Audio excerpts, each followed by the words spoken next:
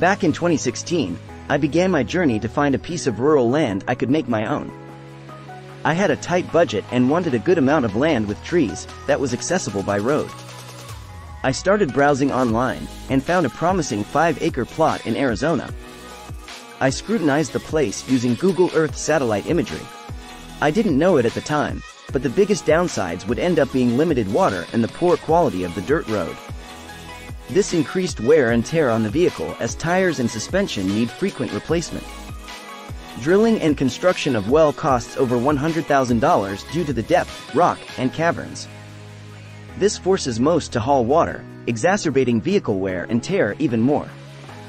The vegetation is rarely as green as shown in the photos, due to the arid climate. Purchasing the land was simple: signing, notarizing, and mailing the contract.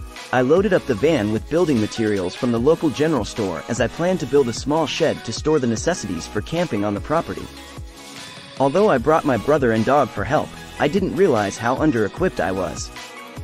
I tried to create a level base but neglected to bring along bags of gravel for easier and reliable leveling.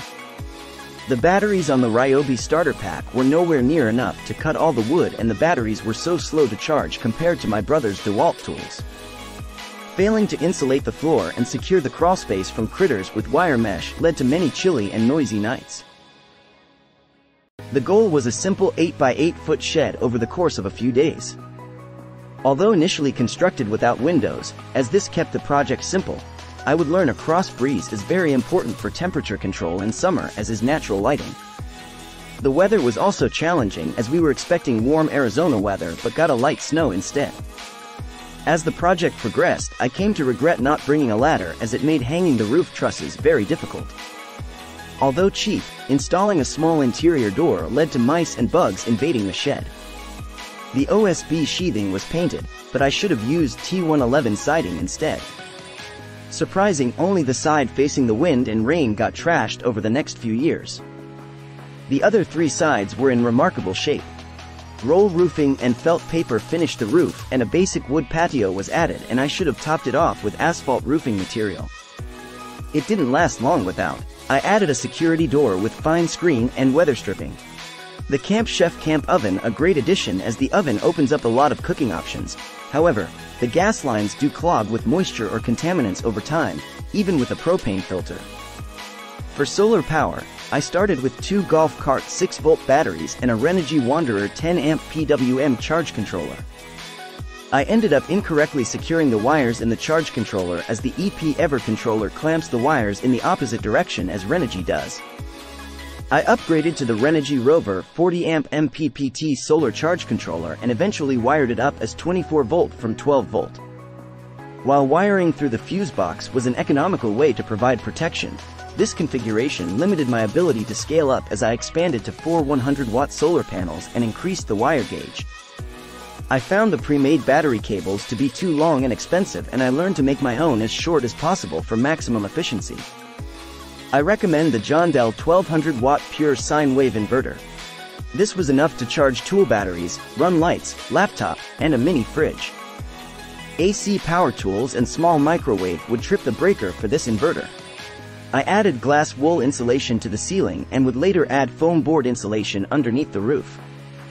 The vents keep the attic cool, and foam insulation seals all the gaps to keep the hordes of insects out. Different sized solar panels result in less efficient output. The solar lights didn't hold up well due to bad positioning under eaves. The interior walls are insulated and containers used to maximize space. Next project was building a carport to protect the vehicle from the strong sun. The wind is very strong and had destroyed standard kit versions. The heavy wood is important as the rain softens the soils, rendering steel stakes worthless. I would have preferred longer rafters but was limited to the material on hand. The heavy-duty tarp from Costco was held in place with screws threaded through large washers. The tarp held up well and lasted for many years. Tire covers would be used to shield tires from sun. However, I would recommend just getting a shipping container, as assaults from rodents are the biggest threat to vehicles as they chew wires and build nests from upholstery. With the cabin and carport done, the next priority was to add a water tank and outhouse. Using 2x4s, I constructed a level platform for the water tank to sit on. The outhouse would use a standard water flush toilet draining into a makeshift septic system using a 55-gallon water barrel with a leach field. A temporary solution but effective. A 5-gallon bucket is used to flush as water put into the toilet reservoir will freeze and burst the toilet as residual water cannot be drained completely. The door was crafted out of plywood but lacked a seal with weather stripping, allowing too many bugs to get in. The outdoor shower setup was nice but comes with its own set of hassles. A 12-volt pump is required to provide the correct pressure for the igniter to activate. The wind frequently blows out the flame, and requires a restart of the 12-volt pump.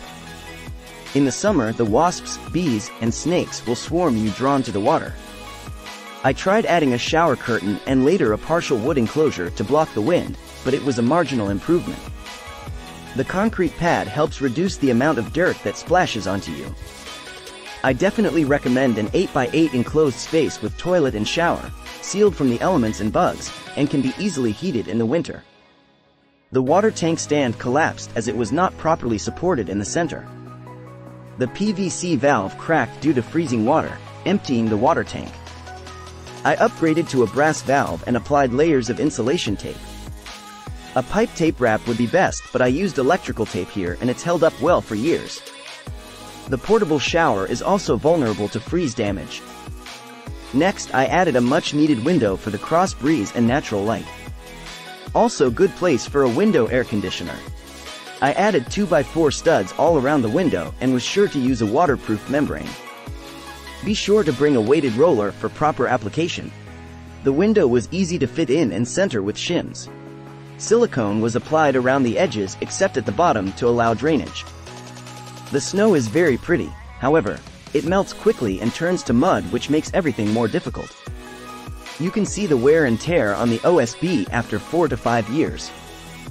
Took an angle grinder to it to clean up the loose flakes.